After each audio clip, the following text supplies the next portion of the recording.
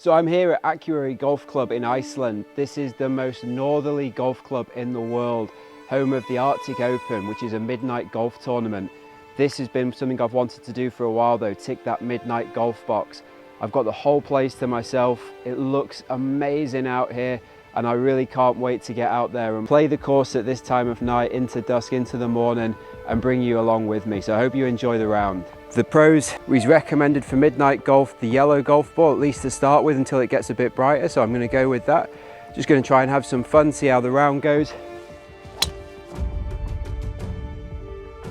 And we're away.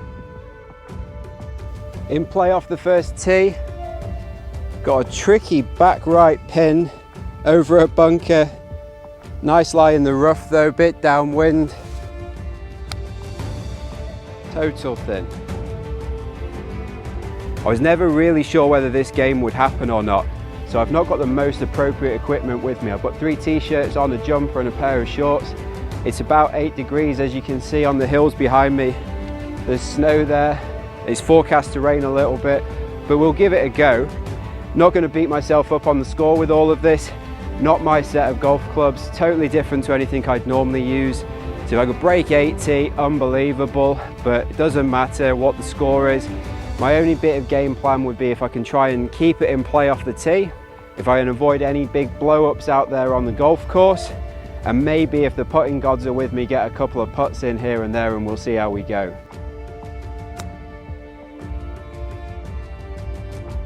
No.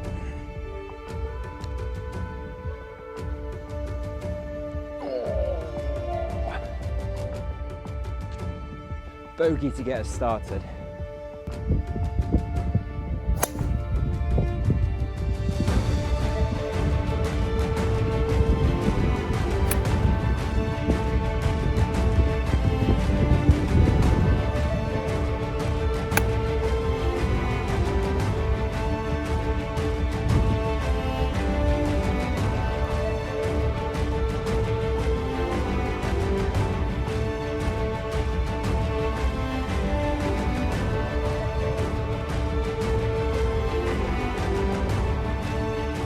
Before we get too far into the round, here's the higher set.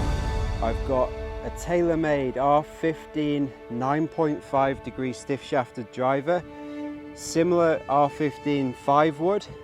I'm not sure what this is, Ben Ross 20 degree hybrid.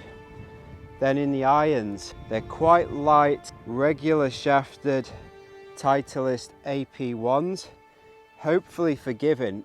Might be a bit whippier than I'm used to though. The putter is this Cleveland, quite a lot different to my normal Odyssey 2 ball. Find out how that goes. And then in the wedges, old 50 degree Mac Daddy. And we've got a Response DT McGregor 56. So, as with most higher sets, it's going to take a little bit of getting used to that. This hole looked like a shortish par 5, a little bit downwind. So the tee shot's very much just trying to get it in play and miss a cross stream. And from there, I'm really just hoping to get a flyer and see if I can get on the green in 2. Okay, we've got a putt for eagle in Iceland. Let's give this one a try.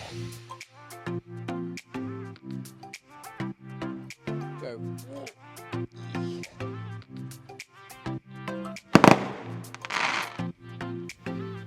Birdie and back to level.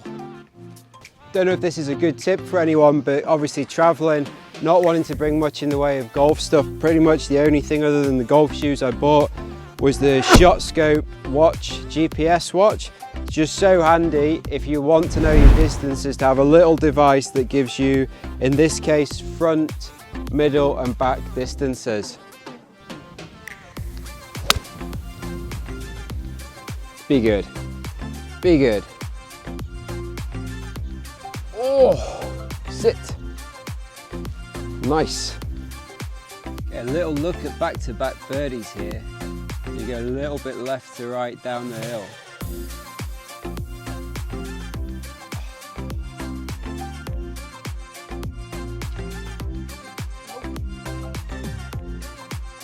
This hole looked awesome from the tee. The green's up in the top right and you're playing from quite an elevated position. Second shot was just trying to avoid the cross stream and get it up there to the green. Done that quite nicely to give myself a look at birdie or par.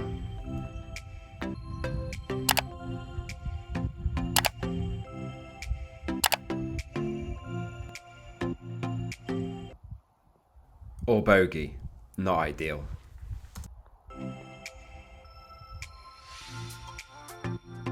Coming off a bogey, I thought this hole cut a long way round to the right, so I've taken a much more aggressive line than I should have done. That was a big mistake, lots of space left. I found the ball, but it was in a small creek, so I've taken a penalty drop, and playing a long way downhill, I've gone for less club to run it up onto the green, which I did okay. After a 3-putt on the last and this far from the hole, you're looking to put it close. Not such a good job. About time. Hey, it is about time. I mean, I just couldn't get the ball in the hole. I wanted to, but I just couldn't do it. The 7th was another stunning hole. Elevated tee shot, not overly long, so really trying to put it in play, which I've done off the tee.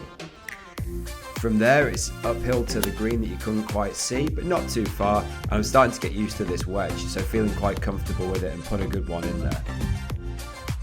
After the 2 bad holes, really just looking to get off this hole with no damage and get the round going.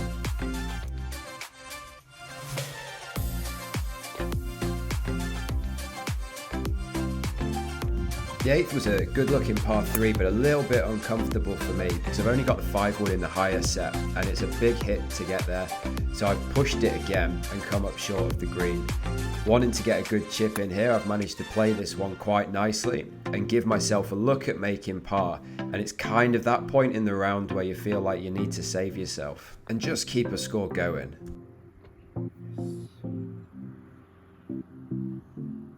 Nine's a par 4 that looked like it dog-legged around that forest on the left-hand side, so really just trying to find the fairway and give myself a look for the second. Trying the hybrid for the first time, so not trying to overswing and just trying to get it up there somewhere close. Vern, this is extremely difficult. This is one of the toughest pitches on the entire place here. Well, here it comes.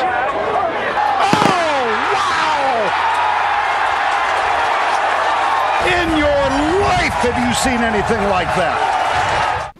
Bit of an unexpected chip in on 9, that's given me a good front 9. The 10th here plays towards those houses in the distance and then drops downhill and to the left. Decent tee shot, and the pin's tucked away behind that tree on the left hand side of the green, so this isn't a million miles away but does just miss in the fringe. Either way, it should be a simple chip. Should be, because I've not played that so well with the Mac Daddy.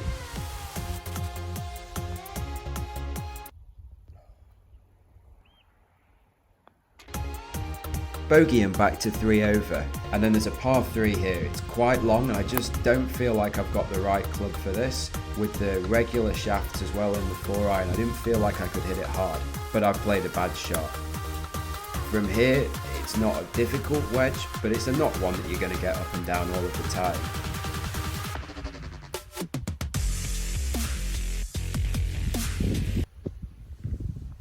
Almost, but another bogey, and suddenly that's back to back and I'm now 4 over going on to the 12th. This is a hole that goes a little bit round the hill that's on the left hand side there, so you're playing for position. 5 wood gets me into the fairway and leaves me a decent looking wedge up the hill towards the green that came out okay. I wouldn't say I've really had the pace of the greens, so this one again is trying to lag it in there to give myself not too much work to do. It's trickled a little bit further past than you might want, but that one's in the middle and staying at 4 over going on to 13.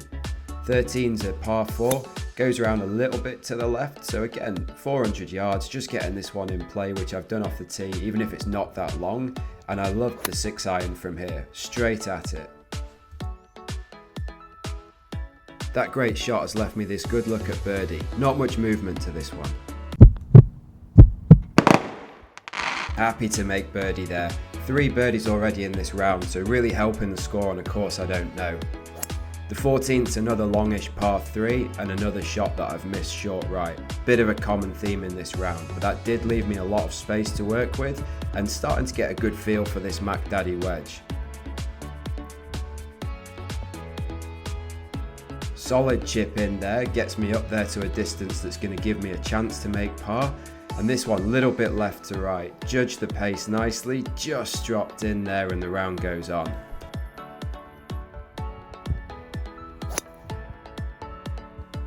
I've missed this 15th fairway to the right, but luckily I've found another fairway, so I had a good lie. Honestly, I've pulled this wood, but in doing that, it's put me into a really good position for the green. So I think if I had flushed it, I would have probably been on the wrong line. Again, nice wedge in there, and it leaves me another look at a birdie or a 2-putt for par. And getting through the holes now, starting to feel quite comfortable. That is except for the pace of the greens. Still struggling with that. Left it short and tap in for par. That bit of confidence though that's building in the other shots meant I probably took a bit too aggressive a line on this hole. I've hit it okay, but it's just sneaked into a creek. Penalty dropped, couldn't see the green, but played it really well. This one must have gone close even though I couldn't see the green from where I was. Trying to talk myself into being a good putter now, and this one downhill, thought it would be fast.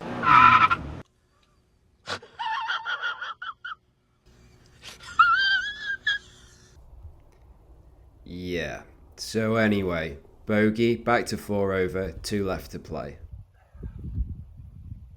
17's a long par 5, all you can see is the hill in the distance, but this is probably the drive of the day. Got it out there to a decent distance and in good position.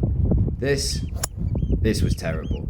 Oh, I just went under it, high, right, but again, in doing that, I actually left it in a better position than my original line would have done, and it was really windy at this point, but not from too far away. So going for the green, found that, and looking to get that 2-putt to keep going here. Don't want to do any more damage, so quite happy with this. Heading on to 18, and that wind was swirling, so I changed clubs a few times. Eventually went for the 9-iron from downwind, and this looked close.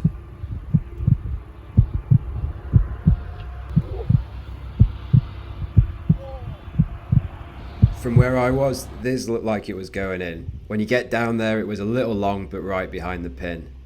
Not to be on the putt. Again, not quite got that part going today, but par, 4 over, 75. Course I didn't know. Midnight golf ticked. Really happy with that. And Iceland's an awesome place to play golf.